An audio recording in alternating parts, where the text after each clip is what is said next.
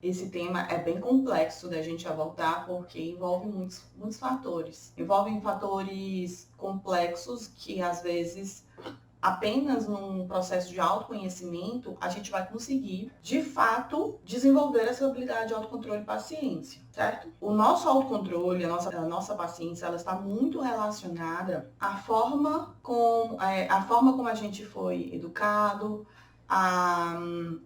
está relacionado ao nosso dia a dia, à nossa rotina, está relacionado ao nosso temperamento, então envolve questões genéticas, está relacionado ao seu cansaço, se você tem rede de apoio, se você não tem, né? Então, sim, tem muitos fatores relacionados que podem ajudar que você obtenha e pode te atrapalhar também. Mas de antemão, eu já digo, e é uma notícia boa, positiva, é que a gente não pode deixar o eixo, né, ser tomado conta, ser direcionado nas mãos de outras pessoas ou de situações rotineiras da nossa vida.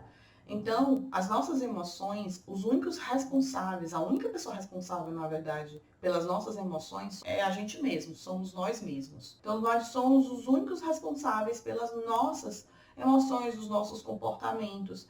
Então, nós não podemos responsabilizar terceiros, do tipo, eu sou nervosa, eu sou estressada, eu explodo porque meu marido não me ajuda, ou porque minha esposa não me ajuda, ou porque eu tenho tantos filhos. A gente não pode fazer isso, porque se a gente faz isso, a gente sai da nossa postura de responsabilidade sobre as nossas ações.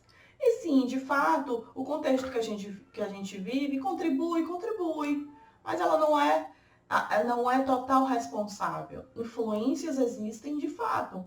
Se alguém me xinga na rua, eu tenho uma influência de atacar, de recolher, de me defender de várias formas.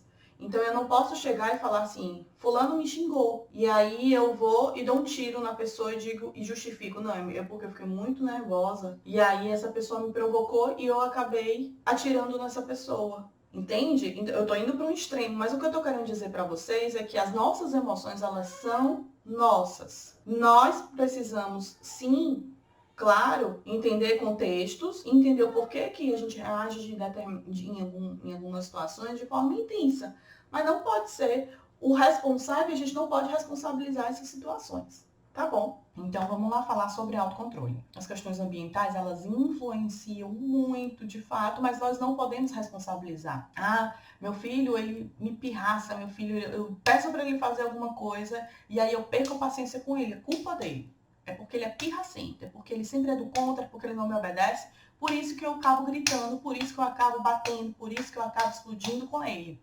A culpa é dele? Não, a culpa não é dele, a culpa é sua. As emoções pertencem a quem? As emoções são suas, ok? Então a gente não pode trazer essa responsabilidade para terceiro, seja filho, seja qualquer outra pessoa. Eu vou dar algumas dicas para vocês, mas eu quero que vocês entendam o seguinte: ninguém é perfeito, tá bom? Mesmo que você seja um sujeito muito calmo, uma pessoa calma, muito tranquila, que dificilmente explode, você pode explodir e não é um mar de flores, e você sim explode e tá tudo bem. O importante é quando a gente aprende a lidar com essas emoções, diminui a frequência dessas explosões, dessas intensidades, desses excessos. E assim, a gente precisa entender que tudo que eu falo aqui, eu não tô falando que você vai ser perfeito, porque não existe educação, maternidade ou paternidade perfeita. Não existe filho perfeito e não existe pais perfeitos.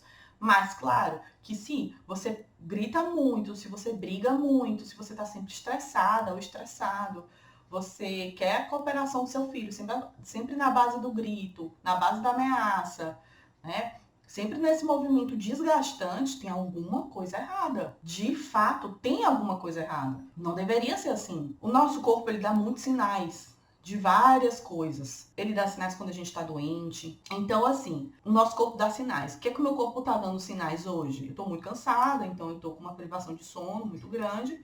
E eu acordei para completar e fechar com chave de ouro, começar meu dia, eu tô com rinite. Então, meu corpo tá dizendo que você tá cansada. Isso de alguma forma, eu preciso ficar atenta aos meus movimentos do dia a dia, ao meu trabalho, porque provavelmente é mais fácil eu errar. A gente precisa entender os sinais que o nosso corpo dá. Então, se eu sei que eu tô assim, eu acordei assim, então é bem provável que eu vou ficar mais irritada, que eu vou ficar mais impaciente, que eu vou ficar mais nervosa. É muito provável. Concordam? Quando a gente não tá bem, a gente acaba ficando mais vulnerável. Se eu tenho essa consciência de que eu não tô bem, eu preciso ter muito mais atenção aos meus comportamentos. Eu preciso ter atenção à minha fala, eu preciso ter atenção ao meu movimento com relação a todas as pessoas, quanto até o meu filho. Eu preciso ter muito mais atenção e entender que o meu dia não está sendo fácil hoje, para que eu não desconte aquilo que me pertence, não pertence a ninguém, em outras pessoas. Isso envolve em qualquer situação. A gente está falando aqui no processo de, eu estou falando aqui no processo de